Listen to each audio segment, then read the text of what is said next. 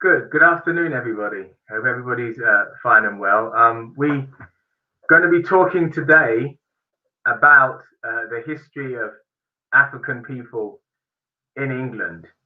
And we're going to be talking about how people of African descent occupied positions within English society, and how those people developed and helped to enhance English society. Now, we need to sort of examine or think about how how we think about diversity, and how we think about the nature of English society.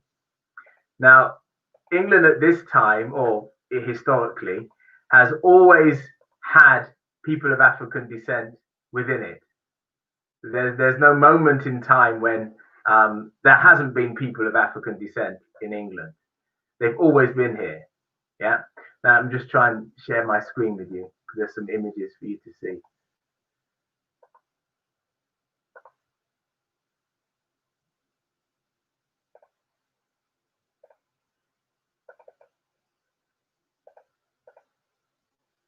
If it doesn't work, then we just carry on without the visuals. I will go through it as I'm going.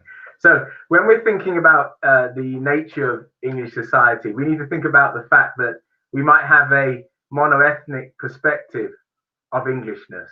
This monoethnic perspective is framed from TV, from film, and also from stories that people tell us. People of African descent, through the process of colonialism and imperialism, have adopted an idea about themselves which is exclusive of Englishness, and they will tend to think of themselves as not English, even those who are born second or third generation. Why is that? How is it that we do that kind of thinking? And why is it that white people of European extraction, have a confidence in claiming their Englishness? Well, there's a number of factors here, because identity is often framed from an illusion, a mythology. And there is an illusion and a mythology about Englishness. And one of these concepts or illusions is that Englishness is exclusively white, and it has historically been so. And also another illusion is that people of African descent have only recently come to England, in fact, since 1948 in the Empire Windrush. And the downside of the notion of the Empire Windrush is that the concepts or the ideas about multicultural, multi-ethnic Britain are supposed to have a start date, and that start date is 1948. And often people think it's about the 1960s. However, when we look at the history of people of African descent over the whole 2,000 years of English history, before England was even England, when it was merely a part of the Roman Empire, there has been a continuous African presence here. And so how is it that we have come to a point where we have forgotten this presence and forgotten the part that Africans played in it, and taken on this idea of a monoethnicity which is entirely white? So the first thing that we need to do is think about how this came about. Well, the idea that we have about English and British history is not framed from the actual history, but from the mythology of Englishness and the mythology of Britishness. This mythology is shaped from an 18th, 19th, and 20th century, early 20th century idea of Englishness. It is framed from when England became Britain and Britain became an empire. And as such, as an empire, it sought to control the world. When it became an empire, its imperial position needed to be backdated. This meant that the history of Britishness or Englishness was backdated to 300, in some cases 1,000 or 2,000 years. And this backdated history was then replayed as always being what England or Britain was like, when in fact it was a reflection of Victorianism, of empire, of the British Empire. It was not a reflection of England 500 years ago, 1,000 years ago, or 2,000 years ago. We bought that idea of Englishness or Britishness. And that idea has been sold to the world about what English or British identity is. But it's not. So part of this notion is wrapped up in a concept that the ancestral people who formed part of the constituent elements of this country's history, that these people were mono-ethnically white. So, for example, when we think of the Celts or we think of the Romans, the idea that we have is framed from TV and film, and these television and films tend to portray the Celts as a mono-ethnically Northern European people, and the Romans as mono-ethnically Southern European and white. In both cases, those ideas are untrue. The first thing is that the Celts, the name Celts, is a generic term that includes all the people who inhabited Western Europe between 850 BCE and 450 CE. So throughout that 600-year period, that name Celts was a name given to all of those different people. And these different people occupied positions in Spain and Portugal, in some cases North Africa, parts of Central Europe, Italy, what is now modern day France, and parts of what is now Austria.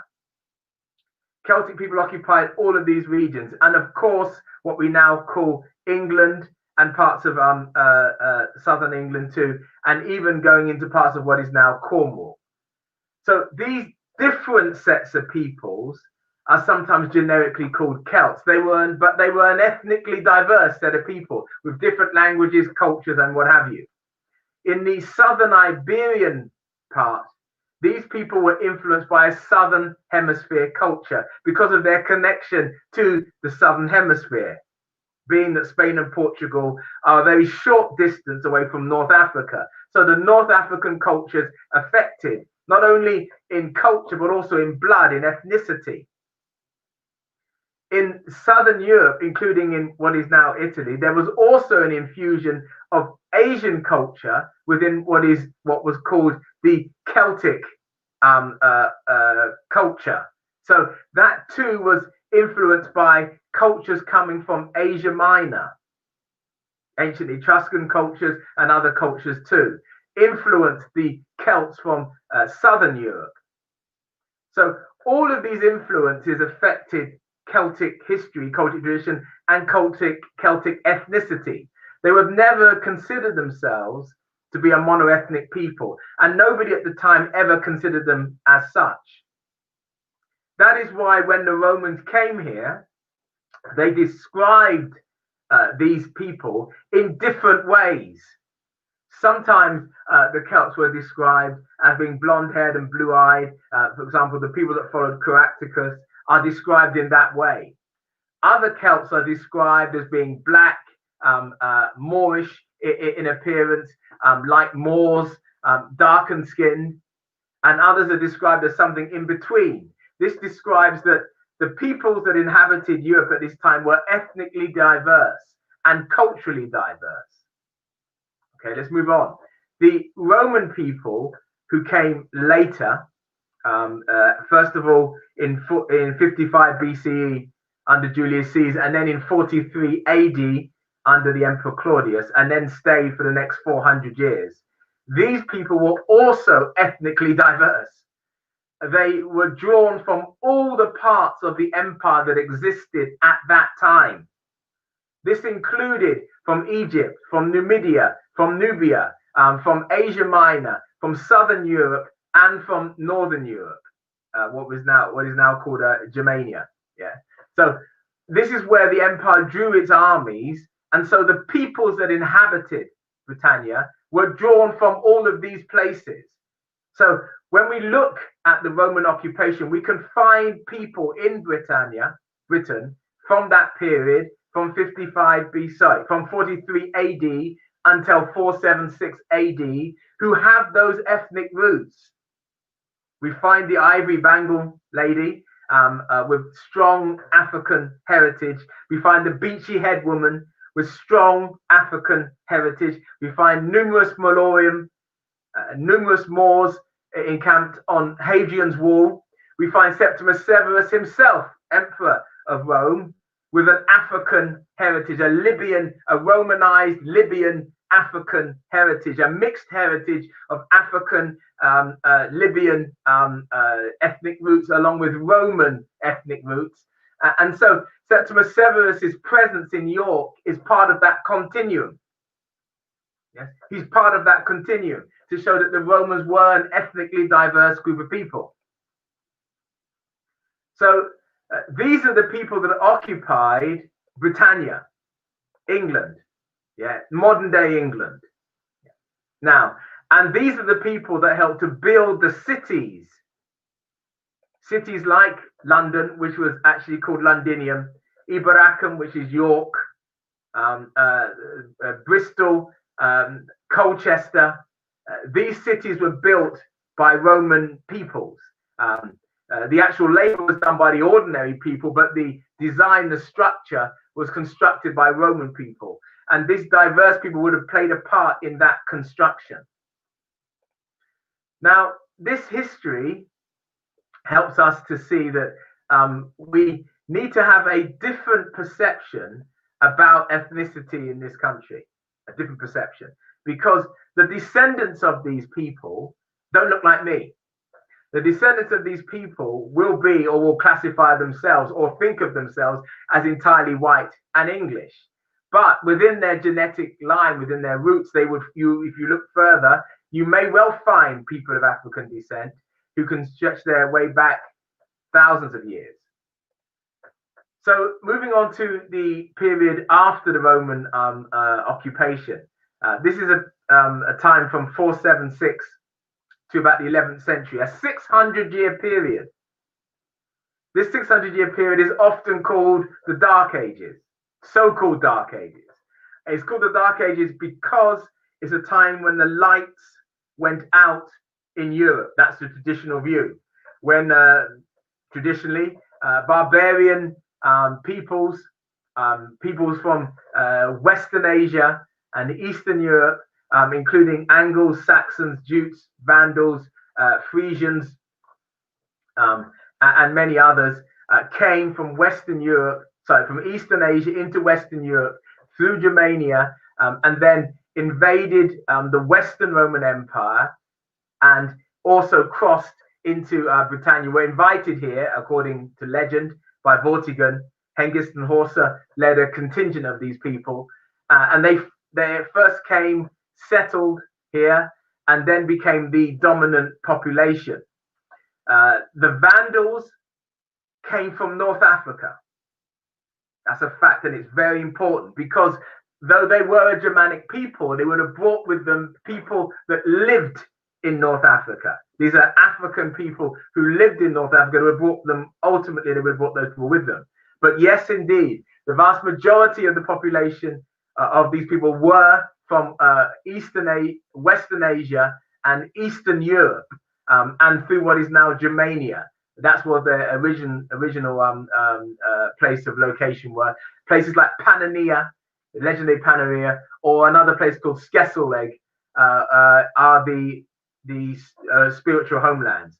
Although many have an origin or draw an origin from the Caucasus Mountains in Western Asia, which is where we get the word Caucasian from. Yeah.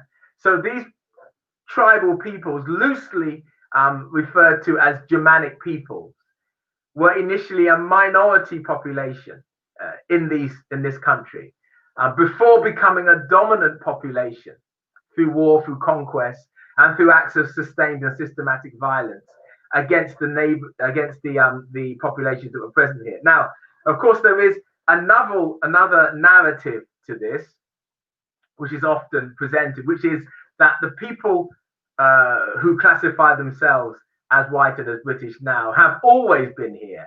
And in fact, they are the original Bretons, they are the original Celts, they are the original, but evidence doesn't support that notion. the evidence suggests that there was some element of destruction of the populations, and that the incoming people supplanted the Celtic populations, the Briton populations who were living here, and became the dominant population by force. Now, some of those people, those strangers as it were, also included dark strangers, as I've just said, because the Vandal population was coming from North Africa. So it would have brought dark-skinned people with them. The exact percentages we don't know, because the history and the record keeping of those times is not coherent, is not well developed. So we don't know. But certainly the mythology of a unified ethnic, mono-ethnic group at this time is ludicrous, bearing in mind the various tribal origins of all these people that I've just been talking about. So the fiction is that these people, including other people that we call Frisians or Vikings or Northmen, is that they are all blonde-haired and blue-eyed. However, recent scientific study, DNA study, has discovered that because the Frisians, because the Scandinavian peoples, which we loosely call Vikings or Northmen, were travelers, were explorers, they picked up people from all over Europe, which included Southern Europe and the Iberian Peninsula, and the borders of what is now North Africa that obviously connect to and are close to Southern Europe. So the population that we might think of as being sort of blonde-haired and blue-eyed, in fact, that's not actually true. It also included a lot of Southern European people and people that had connections to the Southern Hemisphere. It didn't just have a mono-ethnically blonde-haired, blue-eyed population, how we might, fictitiously think of Thor or in this recent Viking series, where they're all that kind of ethnicity. So this kind of notion means that the idea of monoethnicity is something that is created mostly from political dogma and cannot be supported by strong archival evidence. The later Norman populations of the 11th and 12th century were being drawn from the populations that came from France. These populations, in turn, had been washed with various sets of peoples, including those from the Southern Hemisphere. In 711, an African population, a Moorish African population, the majority of whom were Berbers of mixed African, North African heritage, invaded what is now the Iberian Peninsula under one leader of one person called Gibril al-Tariq. They were added to by West African people who also moved from west to north between the 8th and the 13th century. This last group in the 13th century formed the dominant group, and they were called the Almoravids. These people made up a diverse and ethnically diverse group of people who inhabited what is now Spain and Portugal, but these countries didn't exist in 711. They were part of Moorish kingdoms like Valencia, like Andalusia. Yeah. These Moorish kingdoms were ruled by Islamic rulers whose ethnic bloodlines stretched into North, West Africa, and also Asia Minor. These peoples also had an effect on the ethnic populations of France, on Provence, of other various kingdoms, Aquitaine, which they occupied for several hundreds of years. These people therefore affected the bloodlines, the ethnicity of various peoples in France, so that you got people who had mixed ethnic lines, some of those lines stretching into Southern Europe and beyond. At the same time, we had the situation where some West and East African kings reached out to other parts of the world. We must remember that in the 11th, 12th, 13th, and 14th century, African kingdoms were extraordinarily strong. Kingdoms of ancient Ghana, Songhai, Mali, Timbuktu had its semi-independence. The ancient kingdoms of Ethiopia, the kingdom of Bakonga, the kingdom of Bashonga, the kingdom of Monotamatapa. These kingdoms were very powerful. And contrary to popular opinion, they used the trading routes around the Indian Ocean to Asia and the Far East, as far as China and back, around the Atlantic Ocean, and even across the Atlantic Ocean. The predecessor to Mansa Musa Aswad, Emperor of Songhai, Abu Bakr II, traveled from his kingdom of Songhai westwards across the Atlantic Ocean into what is now the Americas. He didn't return. But that's to explain to you that these people had advanced understanding of knowledge of geography in a way that we might think only Europeans had. The fact that he didn't return doesn't prove that he didn't have that advanced knowledge. We don't know why he didn't return. We don't know why. But we do know that he left and went west across the Atlantic Ocean long before Christopher Columbus. And long before Vespucci de Americano claimed those continents for Europe. So these things help us to understand that the question of diversity in the British Isles, in terms of people of African descent, is not a recent question or cannot be answered simply by a recent statement of immigrants, that Africans are just immigrants, and that the presence of Africans in Britain should be denominated in that way. It is not only aesthetically unclear, but it is also academically unproven. People of African descent arrived in many different ways into Europe and into England.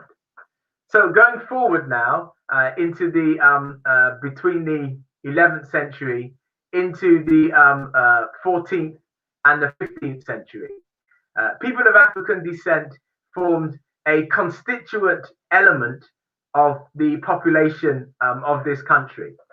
North African delegations from Morocco were a constant feature at the Tudor and Stuart courts, because many of those Islamic potentates saw the Protestant English monarchs as potential allies against joint enemies, Spain and Portugal.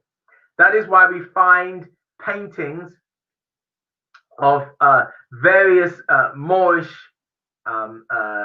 Moroccan ambassadors in England between the 1500s and the early part of the 17th century. In fact, there is a tradition of Moroccan delegations that stretches from the 1500s all the way till now. It is 500 years of continuous contact. There was even an idea proposed that Queen Elizabeth I should marry the Prince of Morocco rather than a European potentate, with the belief that there's more faith in Moors than there is in the French. This was a term that was often used.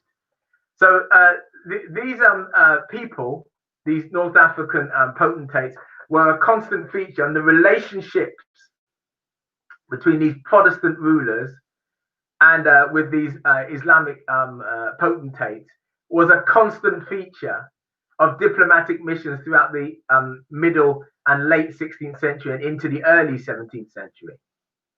Of course, North African representatives were not the only people present in England during the 15th and 16th century. There were people of African descent that came from the Iberian Peninsula, that were part of these same populations that I've just been describing to you. These people included individuals such as John Blank, who almost certainly came to England in 1502 or 1501 with Catherine of Aragon, when she landed in Plymouth in 1501, 1502, and then moved into London. Also, who came with Catherine of Aragon was Catalina de Motril. Catalina de Motril was married to a Moorish musician called Ovidio. And so we know that this lady in waiting, Catalina de Motril, formed part of Catherine of Aragon's entourage. Now, there's a little bit small note about this. Catherine of Aragon was the daughter of Isabella of Castile and Ferdinand of Aragon. These are the two European monarchs who conquered the last Moorish kingdom of Granada, Andalusia, in 1492, the same year that Christopher Columbus got lost. Now, when they did that, they merged the kingdoms of Andalusia. Sorry, they merged the kingdoms of Aragon and Castile and formed the nation of Spain. And the kingdom of Andalusia was sequestrated and absorbed into what became modern day Spain. These independent individual Moorish kings were forced to run, to flee to North Africa or Asia Minor. The vast majority went to North Africa. Some went to West Africa. I'll say it again. Some went to West Africa because that was their origin. Some went to Asia Minor and some went to North Africa. But those that stayed, the status of those Moorish people changed. And this is fundamentally important because it begins a process. The status of these Moorish people changed after 1492. From being independent kings and rulers, they now were subordinate. In some cases, they became servile. They were forced to serve, although service is not necessarily a derogatory term within the time frame that we're talking about, but they were often forced to serve. This service meant the loss of title, position, and rank. Some were pushed to the lowest levels of Iberian society. The system that we call colloquially the Inquisition was implemented by Ferdinand and Isabella to effectively eradicate Moorish and Jewish and Protestant authority from parts of Andalusia and Spain, and to effectively turn the nation into a staunchly Catholic nation. But also there was an ethnic element attached to this. The ethnic attacks on Moorish and Jewish people were ethnically created. So there was a kind of ethnic chauvinism that was being forged in the Iberian Peninsula. And this ethnic chauvinism was strongly predicated on these ideas which were crystallized as a kind of white ethnicity, the idea of white Christian ethnicity. And it is the first sort of cohesive development of this kind of philosophy in Spain and in Portugal. This kind of idea then was romanced about by French intellectuals in the romance stories of the Song of Roland, in what we called In the Matter of France, creating a mythology around the defeating of the Saracens, a mythology around the defeating of the Moors, a mythology about the championing of Christianity, a mythology around these sorts of ideas. And this created, certainly by the 15th and 16th century, ideas about a sort of superiority of Christianity that, yes, had been present in some of the writings of William of Ockham or whatever, and had been present during the Crusades, but had never been crystallized.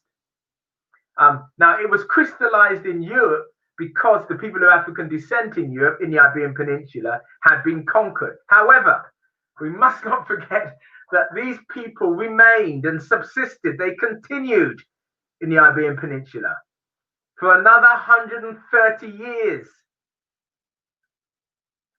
from 1492 until 1632.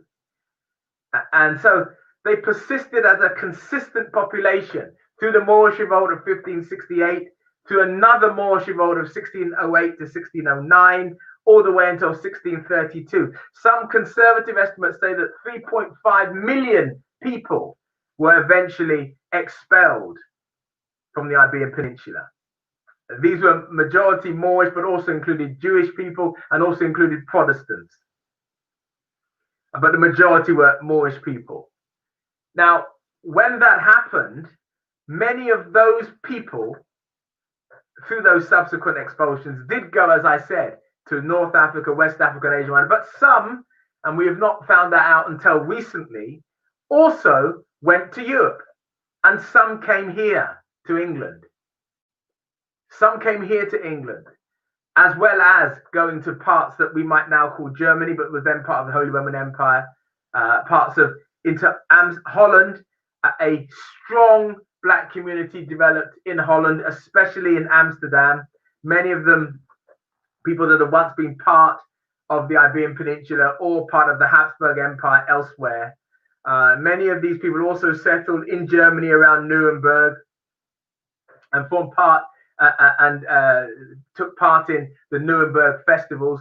Others settled in what is now Italy, and became part of the communities in Venice, which was an ethnically diverse community in Venice.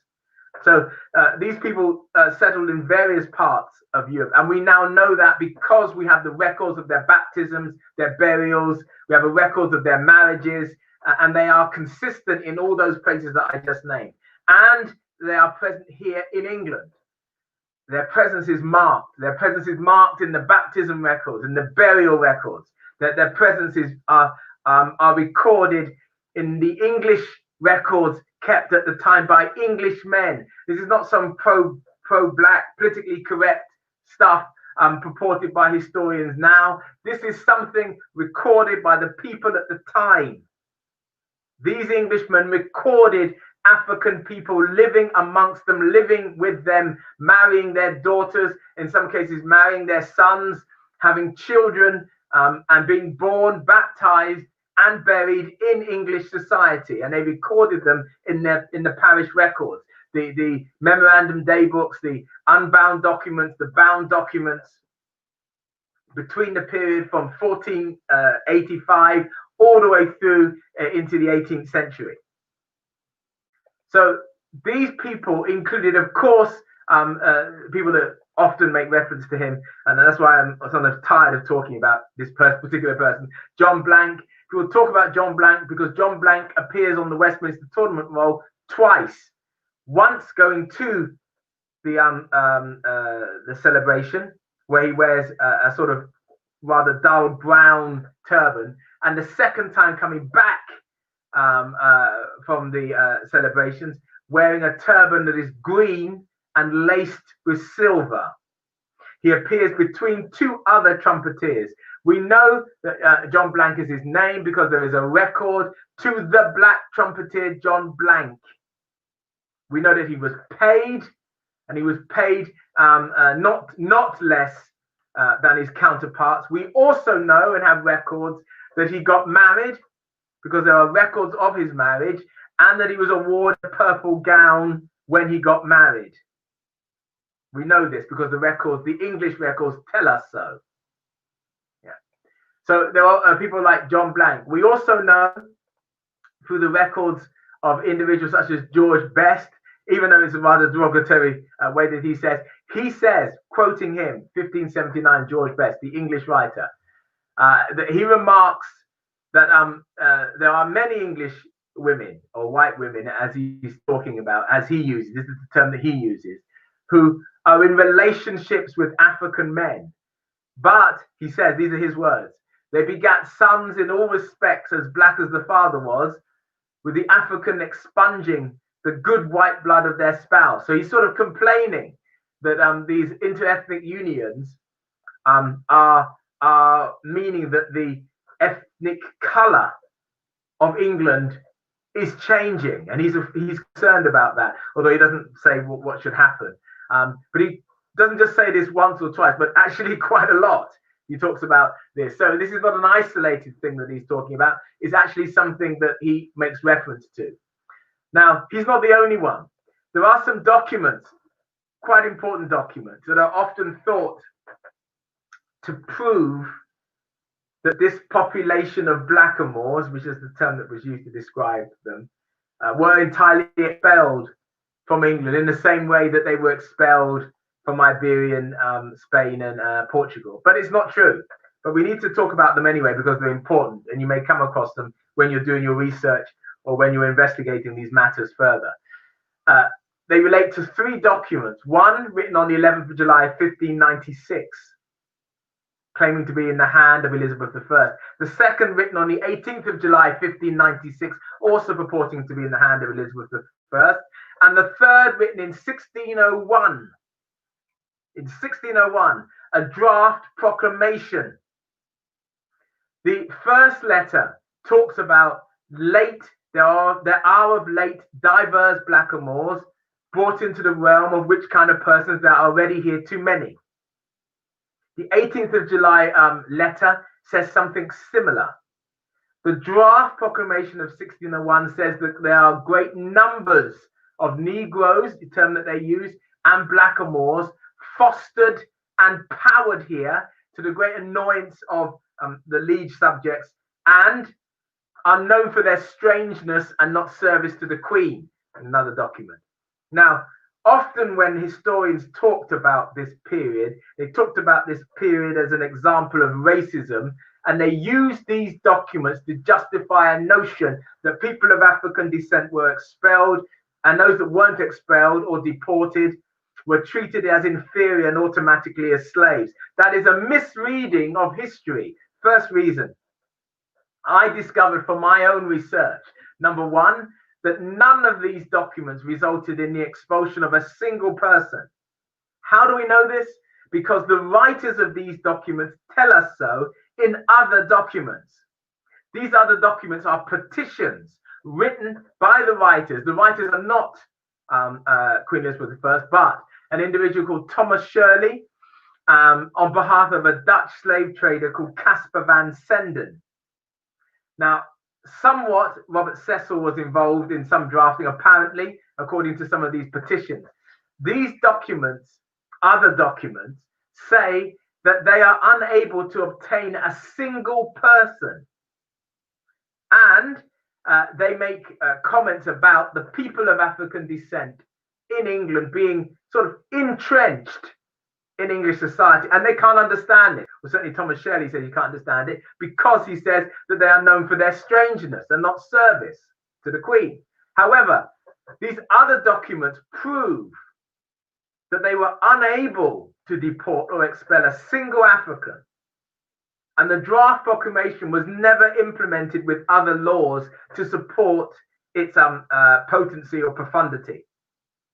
So these documents are not examples of overt racism in the way in which people would misread them. And they're not examples of a racism, the same kind of racism that Africans in America faced in the 18th and 19th century in the South, or even that Africans in Britain faced during the colour bar of the 1950s and 1960s in this country. It's not.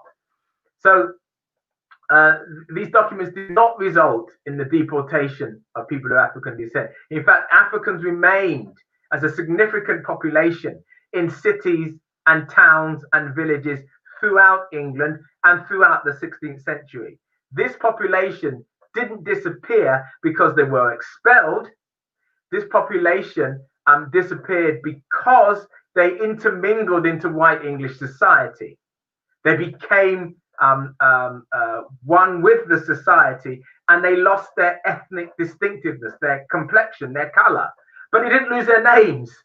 So their names, which actually were often descriptions, remained: Blackamoor, Niger, Negro, Black.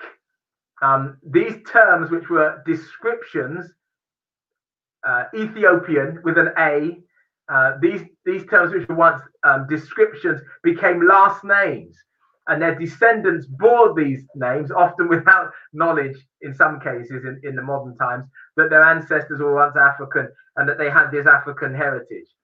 So These people of African descent inhabited various parts of England. In Bristol, in 1590, there was 1596.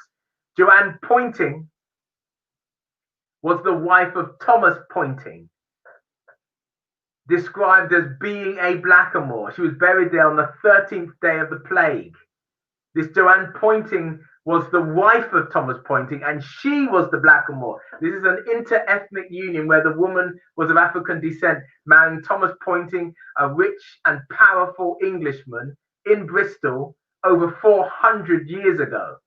There are paintings such as the daughter of Florence Pollitt and Thomas Smythe of Ashton Court with her black page circa 1640, showing images of a young black boy with a young white girl from Bristol also, 1640, demonstrating again that these ethnic unions, inter-ethnic unions, were a feature of English society and have been for hundreds of years. Earlier than this, 200 years earlier than this, in Southampton, in 1470, Maria Moriana successfully went to court to plead her case with the support of others against being treated in an inferior position. She did this because her employer attempted to take advantage of her position in that she could not read or write English or Latin. And he attempted, as the judge says, through a base plot to get her sold almost as if she was a slave. But she resisted that status, and apparently the people around her resisted that status, and the court said that her employer had to pay her, and not only had to pay her, but had to give her time off and also meat and drink. So her employer was Filippo Sini from Genoa, what is now Italy, and he had brought her from Italy to this country. The court said that he could not treat her in that inferior way, and that the activities of the employer were base. Yeah, in Plymouth, people like William Hawkins, in this case brother of John Hawkins, had an African servant called Bastian. Bastian was buried on the 10th of December 1583, and in fact he was not the only African living with the Hawkins family in the 1580s and 1590s. And since we touched on the Hawkins, let's just talk about this for a little bit because it's important. There's a lot of nonsense that people keep talking about in relation to this. Now, I'm sorry if what I'm going to say is going to upset your apple cart about what you may feel about 400 years or 500 years of enslavement, because the history of enslavement is not 500 years. It's actually since the beginning of human history. There have been people that have enslaved and brought others into servitude. So it's not 500 years. That's to start with.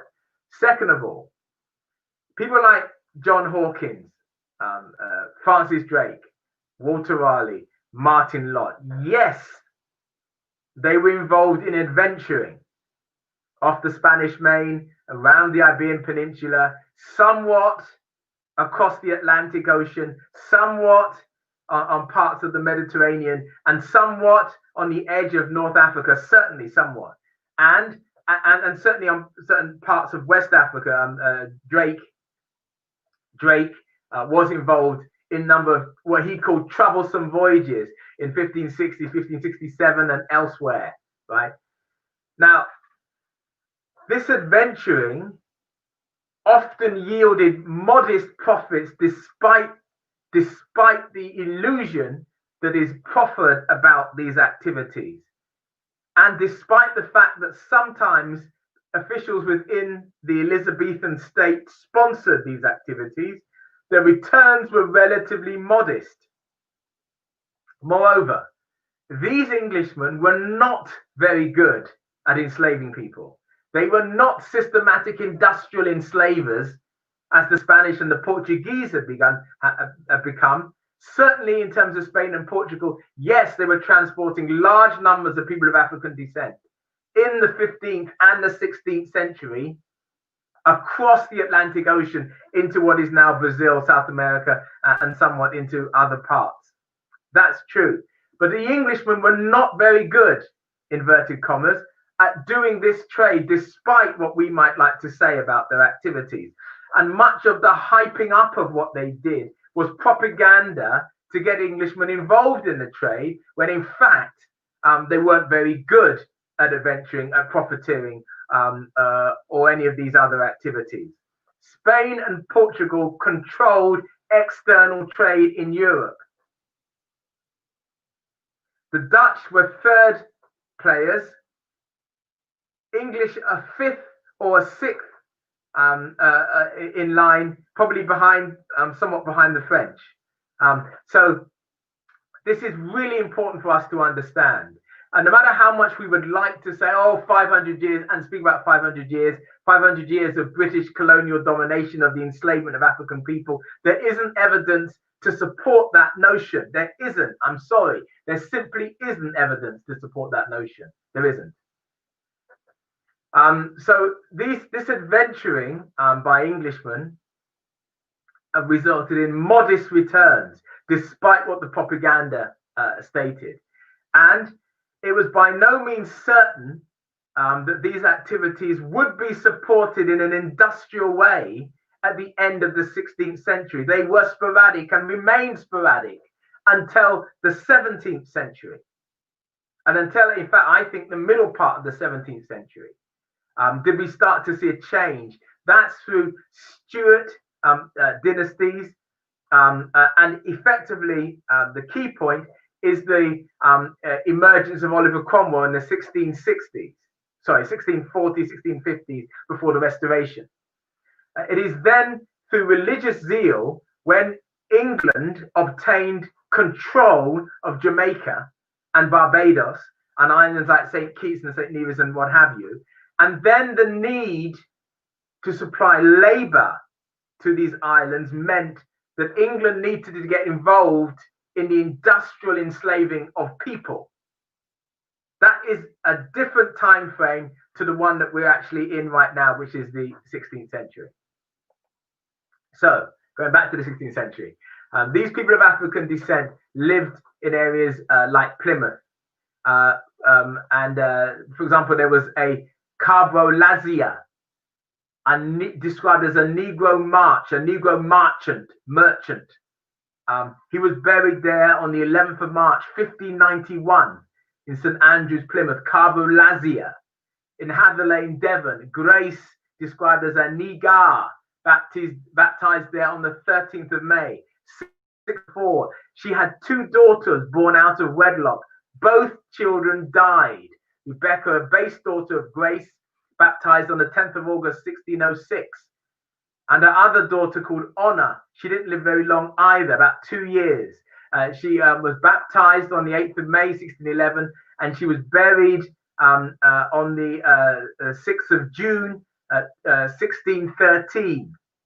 So baptized on the 8th of May, 1611, and buried on the 6th of June, 2013. I was sorry, 1613, not 2013. In Northampton, there was Thomas Bull Niger. Yes, we know that because his baptism records describe him being baptized there. In Wiltshire, in a place called Colney, Maria Mandula, called a stranger and Ethiops, was buried there. Called a stranger, called a visitor. Oh, sorry, called a stranger and an Ethiop. She was buried there on the 10th of December, 1585. Also in St. Thomas's Parish, in Salisbury, there is Elizabeth the Blackamoor. She lived there at White Hart, and she was buried there on the 26th of January, 1653. This is important because I'm really trying to emphasize to you that this population was all over the country. In Cornwall, in the 12th of December, 1563, Marion S. Suda here meaning Suda like black, of Maurice, was buried there on the 12th of December 1563 in Worcestershire, a family called Henry Anthony Jetto, who was the head, a blackamoor, 26 years old, belonging, it says in his first baptism record, to Sir Henry Bromley, was baptized there on the 21st of March 1596. He wrote his own will. His will is one of the most popular and well-known.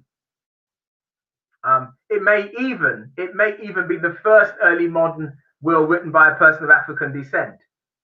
It's certainly not the first thing written by an African in Europe, but it may be one of the well, at the moment it is one of the few records that we have of a will written by an African in Europe. That's not to say that there aren't others. I'm sure that we will find others, but it's important that we have this will. This is a man that lived in Holt, Worcestershire. At first, he was described as belonging to Henry Bromley. Through the passage of time and the records kept in Holt parish registers, there are references to him changing his status. He becomes a gardener. Then he becomes a yeoman owning his own land. Owning his own land and being able to vote. This is over 400 years ago in Holt, Worcestershire. And of course, he wrote his own will, which shows that he was literate. He was both able to read and write. And his will includes a number of chastisements to members of his family. It's a very human will, written by a human being with human concerns. He's concerned about the legacy. He's a man of property, and he's concerned that his wealth will be passed on to members of his family, and that they will look after it. Yes, and that's why he charges his wife as the trustee to look after his children's interests when he dies. His will was written in 1626. He died in the 1630s. So he was buried in the 1630s. His wife Presidia preceded him.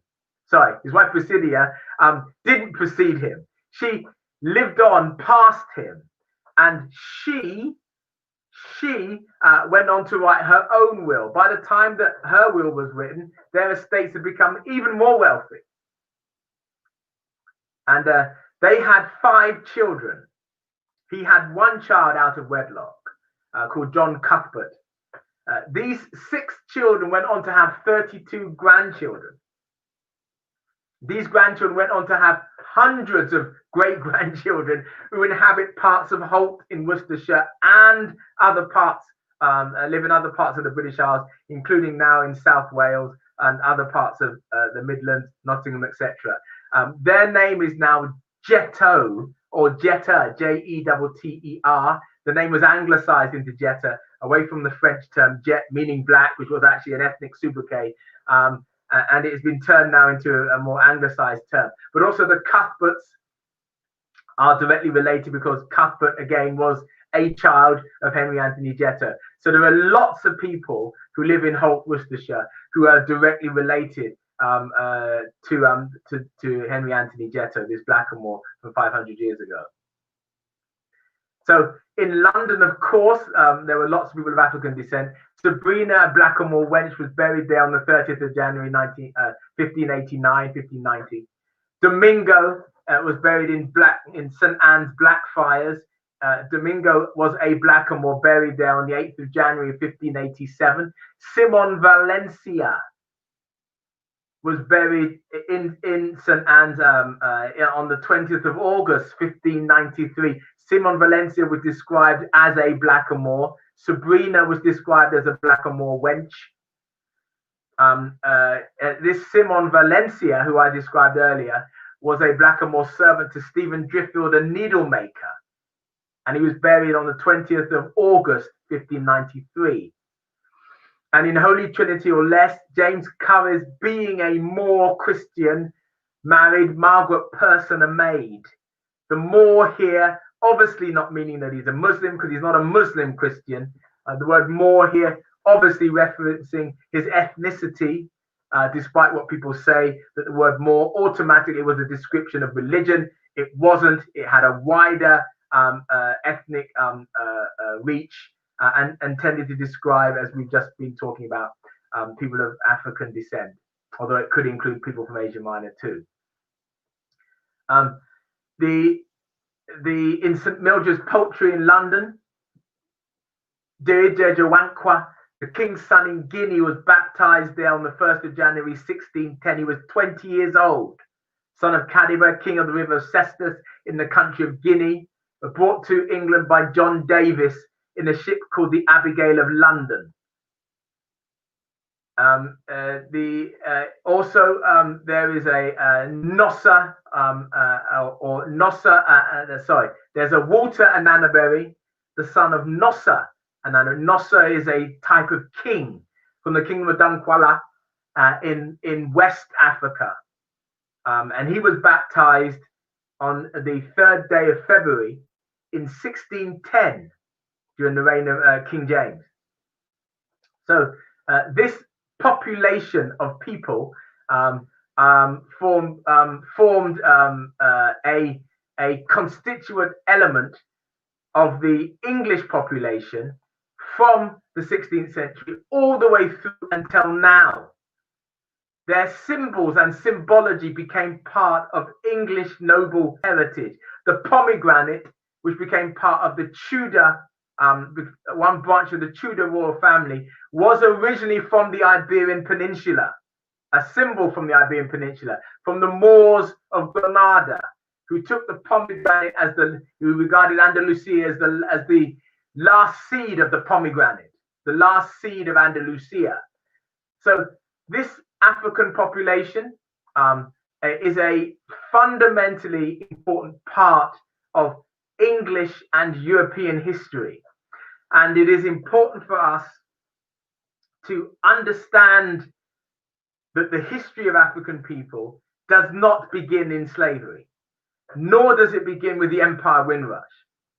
Many people of African descent are terrified to claim their Africanness and to claim the reality of their British and English position, and sort of live in a limbo between both sets of ethnic identities, afraid to claim a heritage and afraid to claim the heritage and the reality of their existence.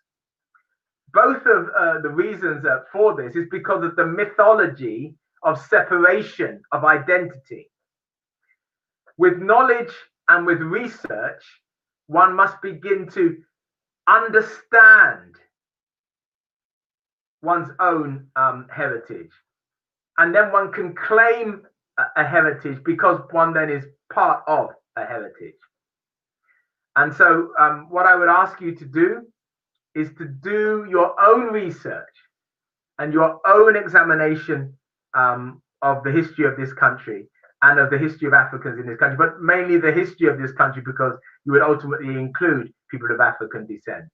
And to teach this history to your children, because sometimes the schools unfortunately won't do that. Good. Thank you for listening, and I hope that you, in your own research, that your own research edifies and brings rewards. Thank you.